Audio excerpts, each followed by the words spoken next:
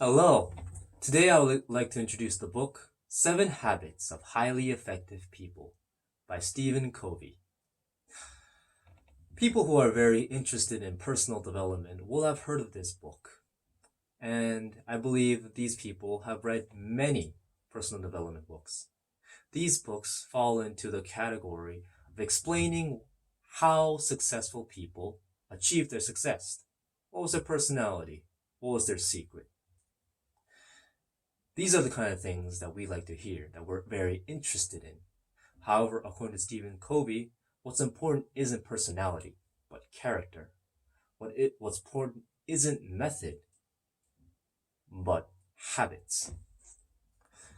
According to Stephen Covey, we should live a principle-based, character-driven life in order to succeed.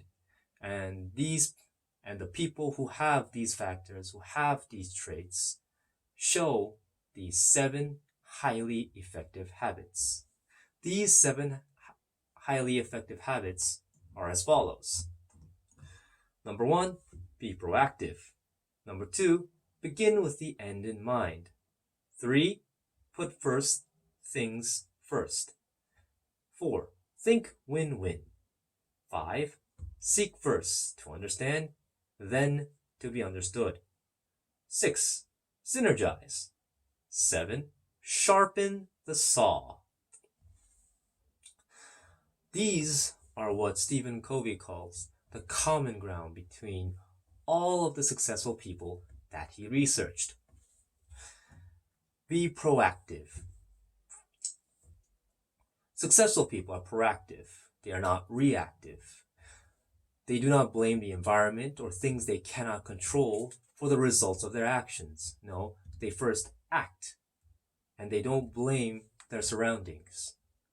In contrast, people who fail almost always are result-based, are reactive, and not proactive. They blame the environment. They blame the surrounding circumstances and everything around them. In essence, they like to not take responsibility. In order to succeed, we must take this initiative. We cannot leave it to surroundings. We cannot blame the environment. It is us who is in the driver's seat, and we can never take our hands off the wheel. Also, successful people always begin with the end in mind. In sports, there is something called visual training.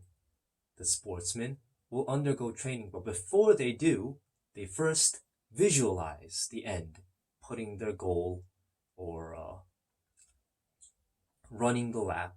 They visualize winning.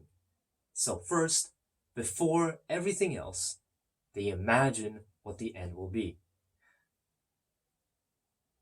Similarly, in order to succeed, we must also use this method. We must also imagine what it's like to end with a purpose, to what the end of our goals and our dreams.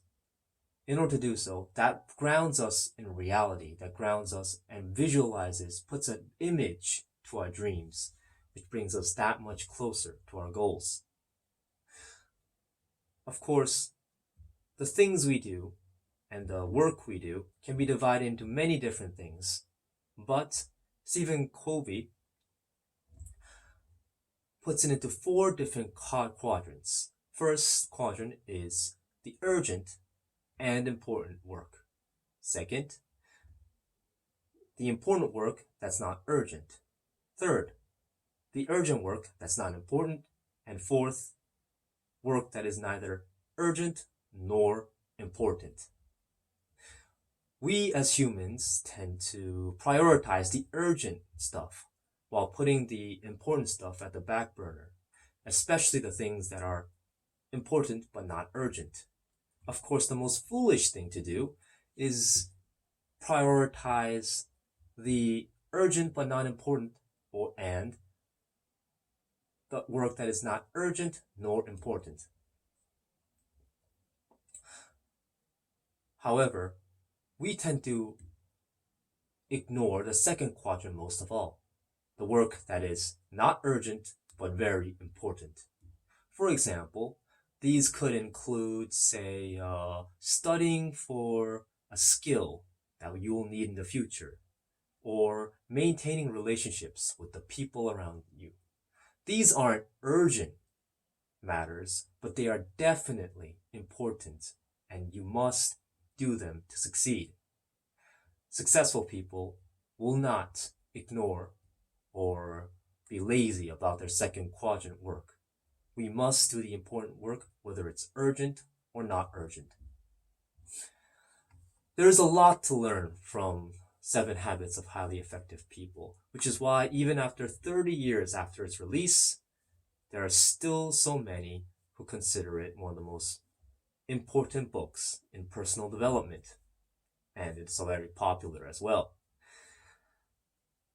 I think that the reason it's so popular is because it contains truths that do not change with time, and in fact even grow more pertinent as the ages go by. These rules and these habits remain applicable in our lives today, even after the advancements of several technologies.